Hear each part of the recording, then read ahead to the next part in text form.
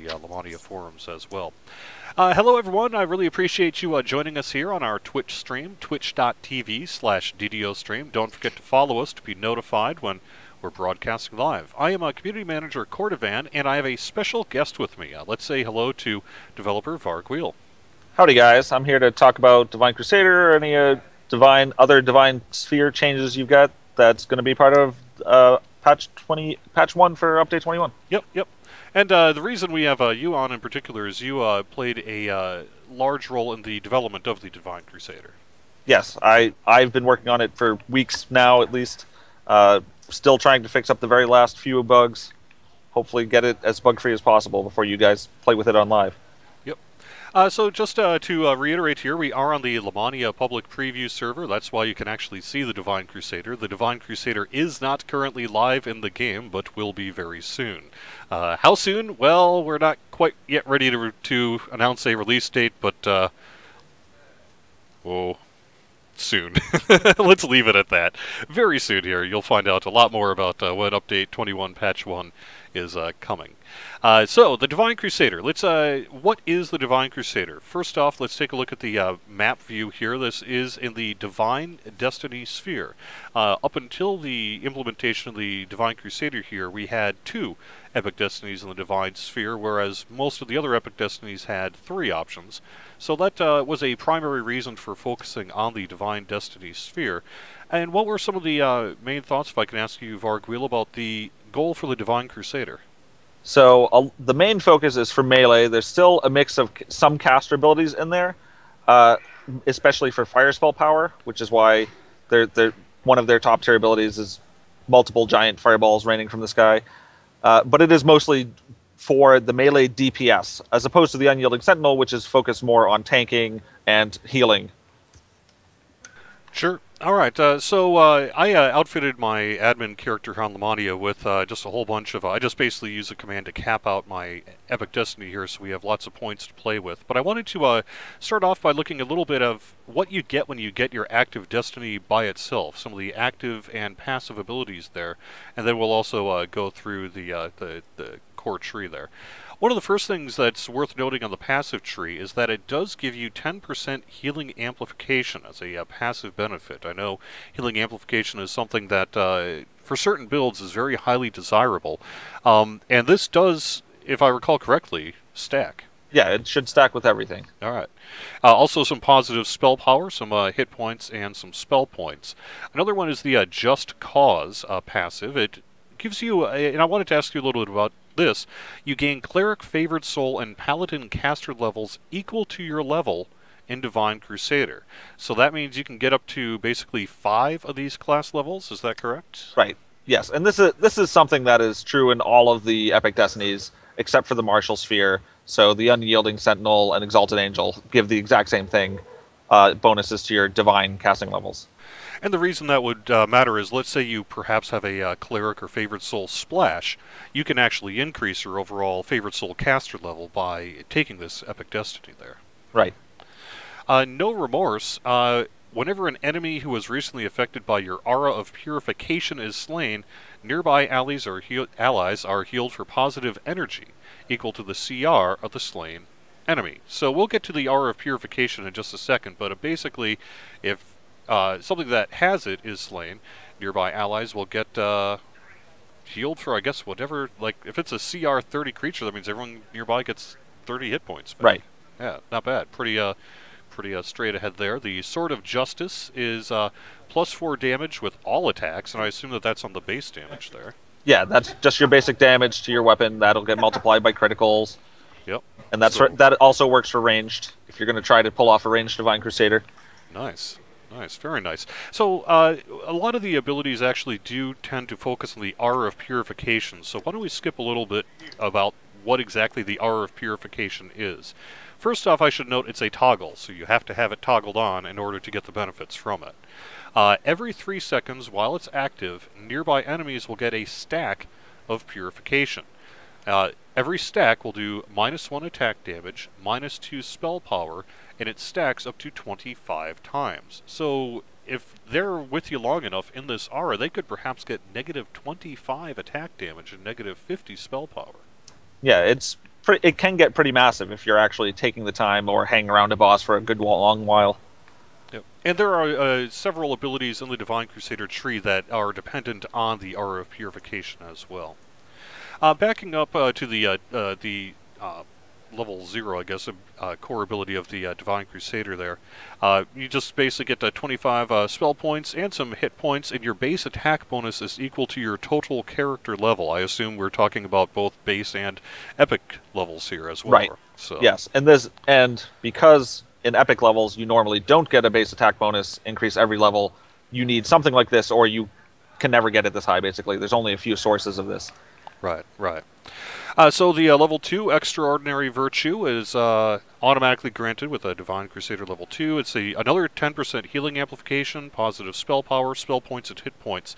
You're going to see this a recurring theme throughout quite a few of the abilities, that you get extra spell points and hit points and some spell power out of the deal. So it's, I guess, a way basically just to stay alive longer and have more spell points and power and all the rest of that sort of thing.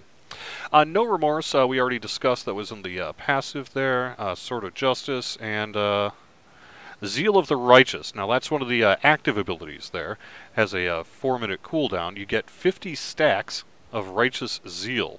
Each stack gets you +1 spell power, +1 double strike, +1 double shot, +1% damage with physical attacks, and it decays by 1 stack every 3 seconds and is not lost when resting. Hopefully lasts through portals as well, right? It should. Right.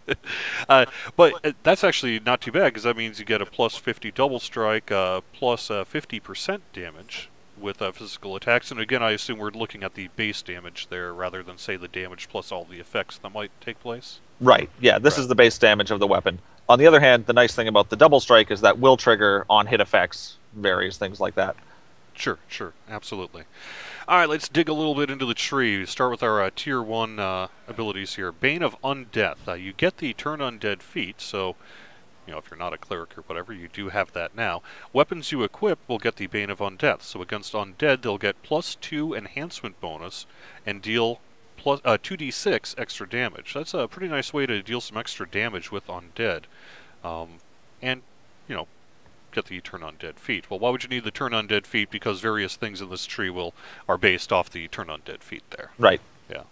So Endless Turning, +1 Turn Undead use per rest, and you'll regenerate 1 use of Turn Undead every 2 minutes, or 10% faster if you already regenerated Turn Undead uses. Not quite sure what we mean by that. So. Well, so if you're a Radiant Servant, you could, from heroic enhancements, already have the ability to regenerate Turn Undead. So this just makes it better if you already regenerate them. But okay. you might not be a Radiant Servant, so we give it to you here. Sure. And as you go up in the tree, the regeneration rate speeds up, and you get extra uses of Turn Undead per rest. Interrogation is a passive +5 universal spell power and a +1% spell critical chance. Your offensive spells cause enemies to gain a stack of purification, as we described earlier. So any of your offensive spells, Searing Light, a Divine Punishment, what have you, will get a stack of purification. I am already thinking about Divine Punishment there. That sounds pretty all right. It'll probably work out just fine, yes. Yeah. This affects each enemy up to once per 2 seconds, and again, they explain what purification is in the tree there. Purge the Wicked will cause critical hits to give your enemies a stack of purification. It does have a passive bonus of +2 to confirm critical hits, and +2 to critical hit damage. Presumably that also stacks with Seeker?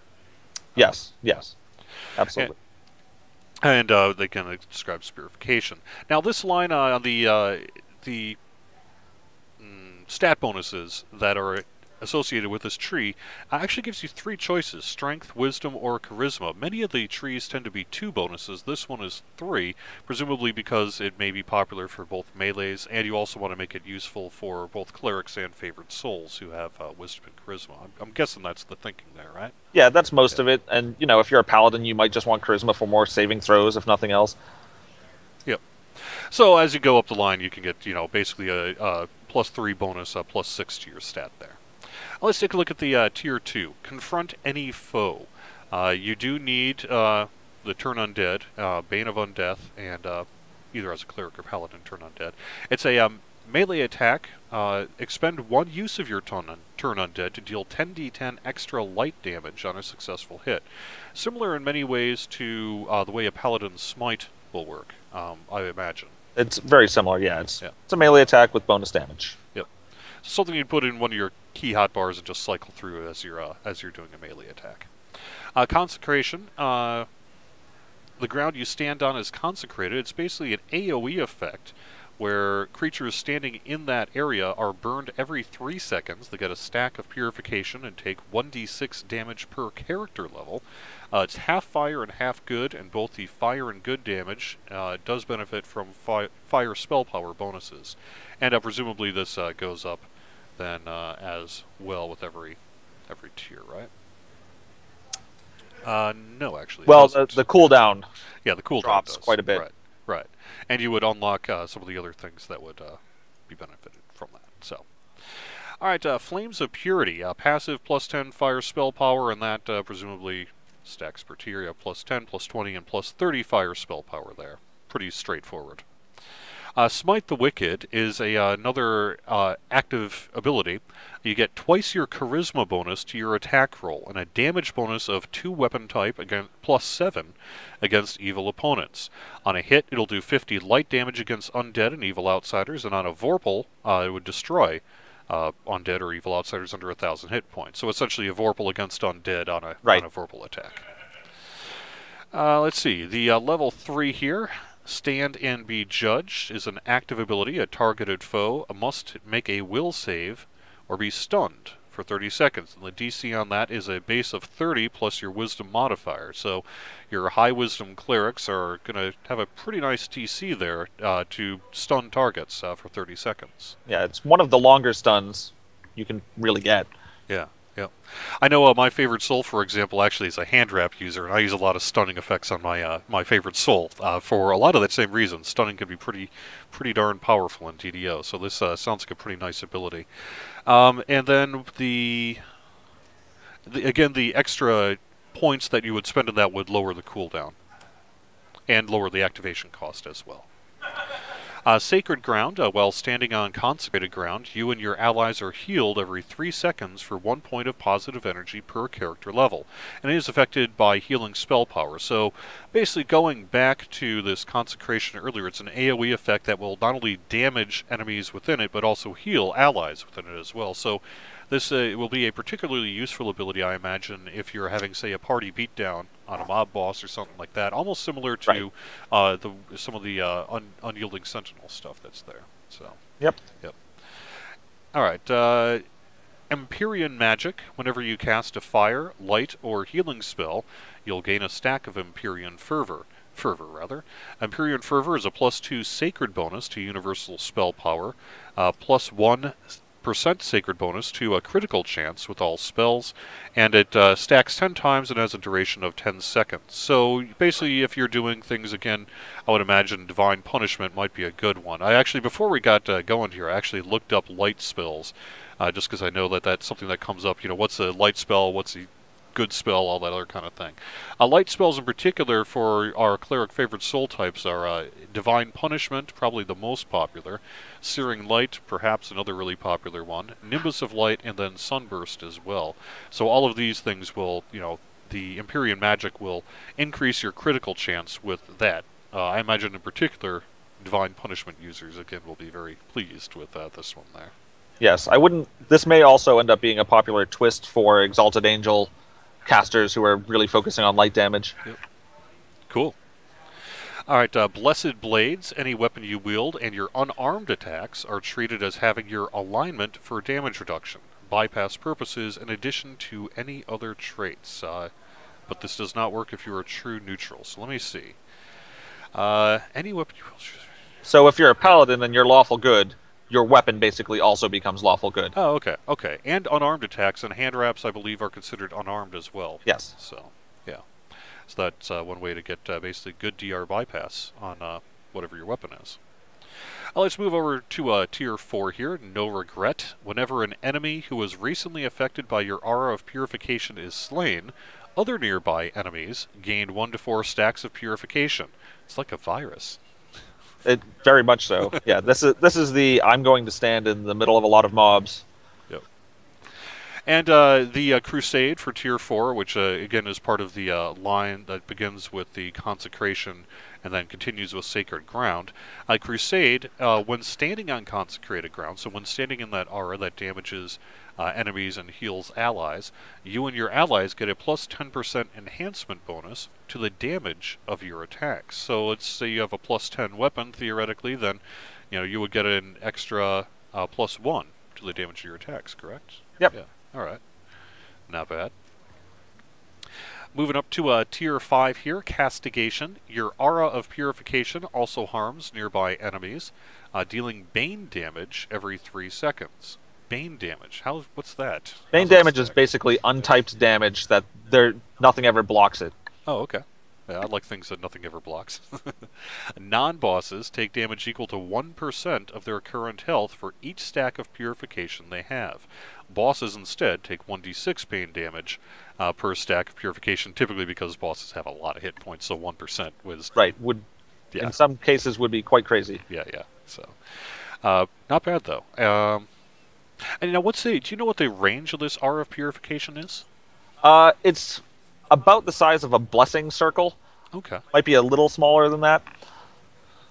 I'd have to go look the numbers up again. Sure. Well, that sounds fine. Just a general thing is fine. Tier 5 here, Heavenly Presence. You gain some of the traits of a celestial being. What does that mean? Everyone goes, whenever you walk into the room? There's just chanting everywhere you go. You're right. Plus 10 physical resistance rating. That's nice. Plus 10% acid absorption, cold and electricity absorption, and immunity to petrification. I assume we're talking about flesh to stone by beholder rays, that kind of thing. Yep. And again, PRR, this all stacks. So, yep. Yeah. Celestial Champion is a plus 1 critical threat range with all weapons. And presumably that also stacks with, say, improved critical of whatever you might have as a feat. Right. Yeah. Yep. And does not apply to hand wraps or while in an animal form. When you critically hit with an attack, you gain a stack of Celestial Fervor, which is a plus 1 enhancement bonus to double strike and double shot. Lasts 6 seconds and stacks up to 10 times. So if you have a high crit range weapon in particular, which you probably do, or at least the highest you can get as a melee character of whatever weapon you're using, this will increase that by 1. So essentially if you have a crit range of, let's say, 18 to 20, this would make it 17 to 20. So, right. Yeah. All right, now let's move on up to the top tier here. Celestial Bombardment. Let's see. Spell resistance, none. It does cost 300 spell points. It has a 3-minute cooldown. It is an evocation spell-like ability. Does that mean it is affected by things that affect evocation in general? Yes, so you can improve the DC on that. This is also one where increased ranks significantly reduce the spell point cost and the cooldown. Oh, okay. Gotcha. So what is Celestial Bombardment? Divine Wrath falls from the heavens to smite your foes. It calls down 3 blazing stars at your target, dealing a total of 3d6 fire damage per character level, split into 3 hits. So basically, if it just theoretically, let's say it did 99 damage, it would be 33 damage in 3 separate hits. Yes, and 3 chances to knock enemies down. Right, and that's why it's split into 3 hits, because each one has a chance. Enemies must succeed at 3 consecutive reflex saving throws versus a DC 20 plus your Wisdom modifier or be knocked down. This damage is also affected by your fire spell power and may critically hit. Additional points lower the cooldown and the spell point costs, and again, as it says, modifiers to your evocation DCs will affect this as well. Let me move on over to Strike Down. It costs 5 spell points, 12-second cooldown. It's a melee smite cleave, so you gain a damage bonus of 3, plus 3 to your weapon type. So on a hit, each enemy takes 500 fire damage, and on hit after damage, destroy undead or evil outsiders under 1,000 hit points. So this does not require a Vorpal to do that. Right. Yeah. Yep. And basically, just as a It's an active ability with a short cooldown, so this is something you'll be using frequently if you take this ability as a melee character to get a +3 to your weapon type bonus and then 500 fire damage Yeah, it's if you hit. quite a bit of damage, and again, it's a cleave, so that's 500 to all the enemies you hit. Wow, very nice. Very nice. And that's basically the Divine Crusader as a look, so not bad at all in terms of a significant boost to people who want to do melee damage, some fire spell power in there, some good AoE effects that both damage your foes and heal your allies. I imagine to some extent, if you are what might be termed a heal bot, let's just say, threat may be a consideration as well. So if you are real active in this and you don't want to get a lot of aggro, you might want to counter that with some, say, threat reduction or some other things that might right. be If that's your goal, yeah. I mean, this is really more oriented towards a war priest type of character who's expecting to get in there and hit things. Yep. Now, and just to state it here for the who starts off in the Divine Destiny sphere, do you remember? It's paladins, clerics, and favored souls. Okay. Good. So each of those three characters, if you start going into your epic destinies, will have this as an option. Other characters can move over to it or through it based on whatever their decision making is for their epic destinies there. Right. All right, let's head to the chat room here. Thanks everyone for joining us. I really do appreciate that, and we will answer some questions here while we can. First question from Forgettable NPC: is the Divine Crusader more melee or caster oriented, or a mix of both? Sounds like the answer to that really is either or, a mix of both if you want it to be, or you can specialize, particularly in, say, casters or melee kind of benefits. Right. It's a bit more melee, but there's plenty of caster stuff in there. Yep. Why is the resolution always so crappy on our live stream? Well, the answer to that is largely that I need to put the resolution out that it doesn't suck up all the bandwidth of your workplace. So I need to, unlike YouTube where you have a slider to kind of determine your own resolution, Twitch tends by default to send it to you in whatever resolution I am sending it to Twitch. So that means if I am streaming 1920 by 1080 on a super high resolution bandwidth, then you're going to need a lot of upstream, otherwise your feed's going to stutter and cause problems. So I need to try to find a balance between how nice it looks and how much bandwidth it uses, and hopefully it's alright. So sounds like maybe Esper's got more bandwidth than I could up it a little bit for him, huh? Or her. What's the red icon on my toolbar that's toggled on? Oh, okay. That's a special admin thing called an aura of smiting. This is, as it describes, a cheaty admin aura that automatically smites everything around you. If you've ever wondered, basically, sometimes on our Update 21 preview that we did on Lamania here, how we were able to just sort of, click off all the mobs and make them all die. That's what you do. You go into a bunch of mobs and click it. This is only something that you can use on admin characters. Basically is used for testing purposes, so that you don't have to fight all the mobs on your way to get to whatever it is you need to look at. So, let's see. Why is it the martial sphere is the only sphere that branches out to the other spheres? I don't actually know an answer to that one. Do you have an answer as to why martial tends to be the crossroads? I don't actually know why martial in particular is that one. I know the general design is that this was originally supposed to be something like doing reincarnation, where each life you're going to play through a different epic destiny as if it was a different life.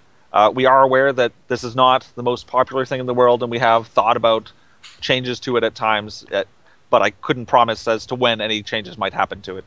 Yeah. Let's see, we have some opinions about what we could link things. I'll take a look at that in a little bit.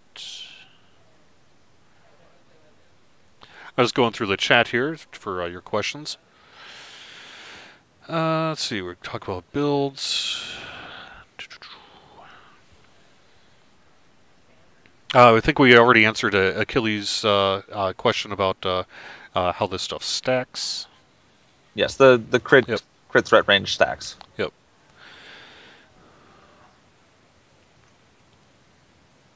Any chance of this being useful for a ranged character? I know you had made a reference during the chat that some of this does work on ranged. Do you know in particular how this sort of syncs with ranged builds? So there are some abilities that will work with ranged. We're not really focusing it as being like, oh, this is a primary destiny for a ranged character necessarily.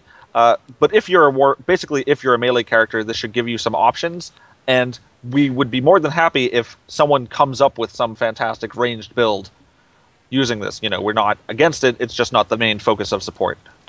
Right. Someone had suggested, can I spend points on the bombardment to show us what the spell point cost is at tier 3? Yes, let me do that right now. I believe it's 100 spell points in 1 minute. Yeah, you're right. Exactly. Very, very smart. Yeah. See, that's why he's paid the big bucks to design this stuff. Encyclopedia up there.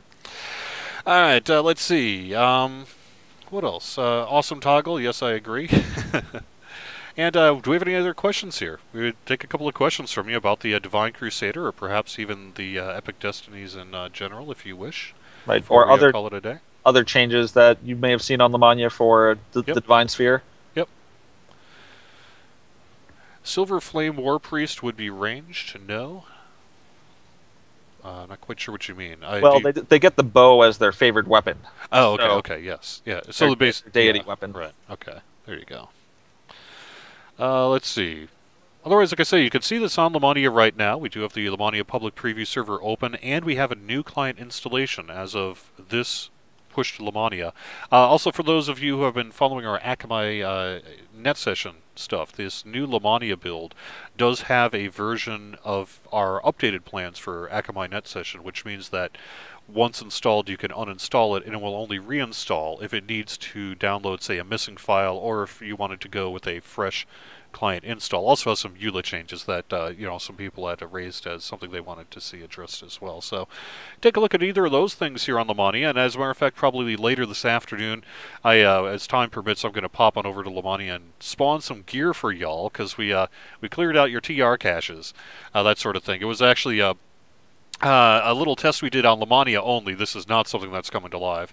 You may recall if you were on Lamania last weekend that we had some crashing issues, and we may have traced it down to something that involved us needing to wipe out people's TR caches. So it's nothing to worry about for live. That's just a Lamania specific thing, but is the reason why that gear is not there right now on Lamania. So since there's a lack of gear on Lamania, I'm going to go on later this afternoon, probably into the test dojo, and start spawning some weapons for folks. Don't have an exact time yet because it depends on when I get this other work I need to do during my day done.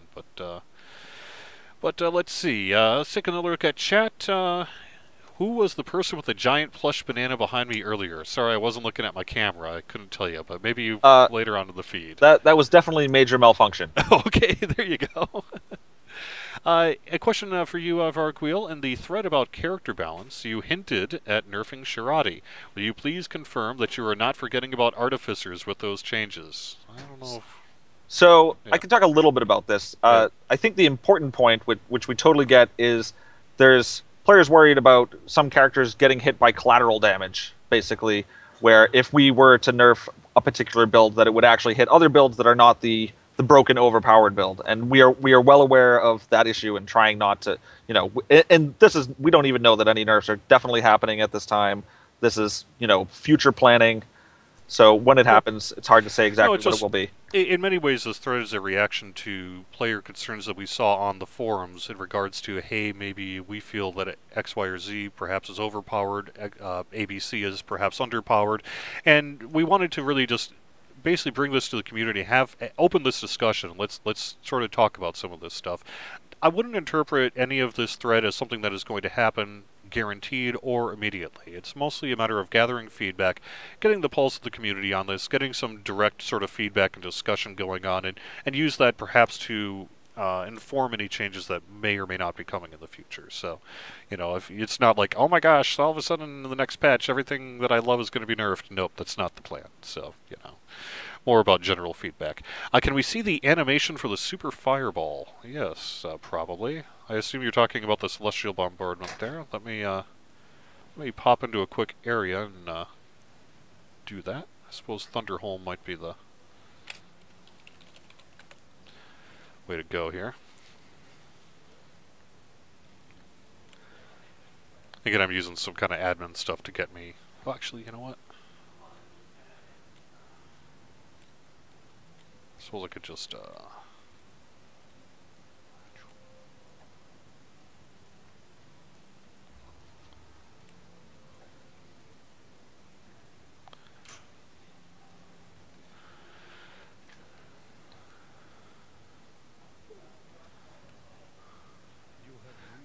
heading into a Thorn and Paw real quick, just to sort of see what we can come up with. Alright, here's some Vine Horrors. Ooh. Nice, and they're all on the ground. This is on Elite. Pretty alright. Of course it has amazing graphical effects, for sure. Yeah, yeah. Alright, let's see. When will this new Epic Destiny go live? This will go live with the next patch, Update 21 Patch 1. It was originally scheduled to go with Update 21, but just due to the needs of development time, we pushed it out to the patch, so it'll be going out with the patch there, which is very, very soon. So. We specifically wanted to make sure we had time to also make changes to Exalted Angel and Unyielding Sentinels to support the whole Divine Sphere. Yep. All right, I think without some further questions here, both of us need to grab some lunch. So like I said, we were planning to make this a short feed, something we'll probably put up on our YouTube page as well, just to give people a preview of what's going on. So really do appreciate everyone joining us here on this live stream. Again, don't forget to follow us here on twitch.tv/DDOstream. If you follow us, then you'll get, if you want to, an email notification saying, yep, we're live. So you can just follow the link and go straight to the show and join us in chat and all that sort of thing. Any final thoughts here? Just thanks for all the feedback. If you don't visit the forums and post there, I'm happy to see your post there and keep me reading constantly. Thank you. All right, thank you very much, Vargouille, and thank you very much, everyone, for joining us. And we'll see you again at the very least next Wednesday for a regular scheduled live stream starting at noon Eastern. So until then, have fun. Don't forget.